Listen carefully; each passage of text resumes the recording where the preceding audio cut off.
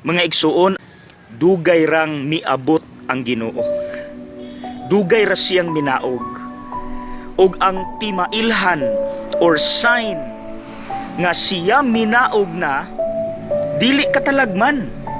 Dili ang gakahitabo sa palibot, kundili usa ka tawo.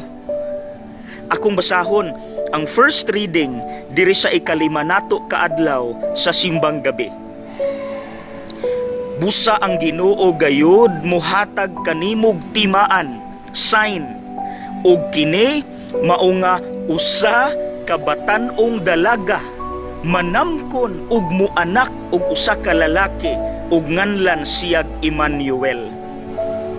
Ug kanang bayhana, ang timaan nga giingon sa Dios, walay lain si Mama Mary.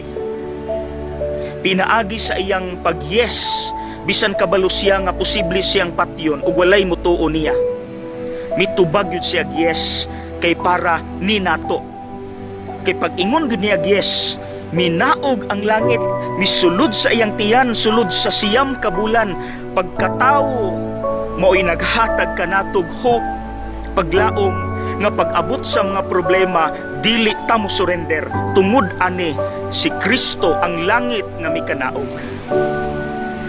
Mga igsuon, kita mga Kristiyanos man ta, di ba? Gasunod ta ni Kristo. So, kay dugay raman di ay mikanaog ang langit, dugay raman di ay miabot si Kristo, then mga igsuon, magpaka-Maria pod unta tangad to sa uban. Dapat simbolo pod unta ta, timaan, sign pod unta ta, nga naa naman ang kaluwasan, naa naman ang paglaom. Dapat dala pod nato si Kristo ngadto sa uban. Like for example, unsaon man nga mahimo tang timaan sa paglaom ngadto sa uban. Kanang moingon bitaw ta, ilabi na kung naatay kaila nga naay problema, moingon ta nga ayaw kabalaka kay iampo kanako. Munang niining taknaa ako musulti, kinsa kaninyo diha nga naay mga problema sa kinabuhi, iampo ta mo, iapil ta mo sa akong prayers. Ikaduha, kung naatay nakaaway, nakabikil, nindot unta karong panahon sa Pasko ato silang maistorya, dayon atong maingnan nga gipasaylo na taka. Ako pod, kung naamang ko'y nakabikil diha, mangayo kog sorry. I am sorry. Ug ikatulo, kita na'y tiwas, mga igsuon. Akong ibilin kining maong pangutana nga atong tubagon, ilabi na padulong na gyud ang Pasko hapit na. How can we become instruments of hope to others? How can we become like Mama Mary to others?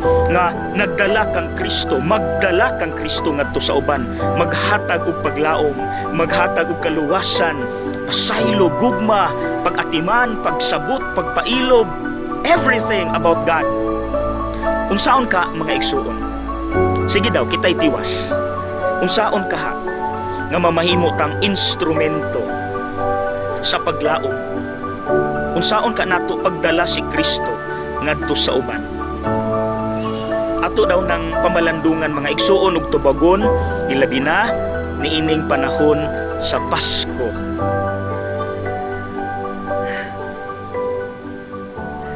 God bless!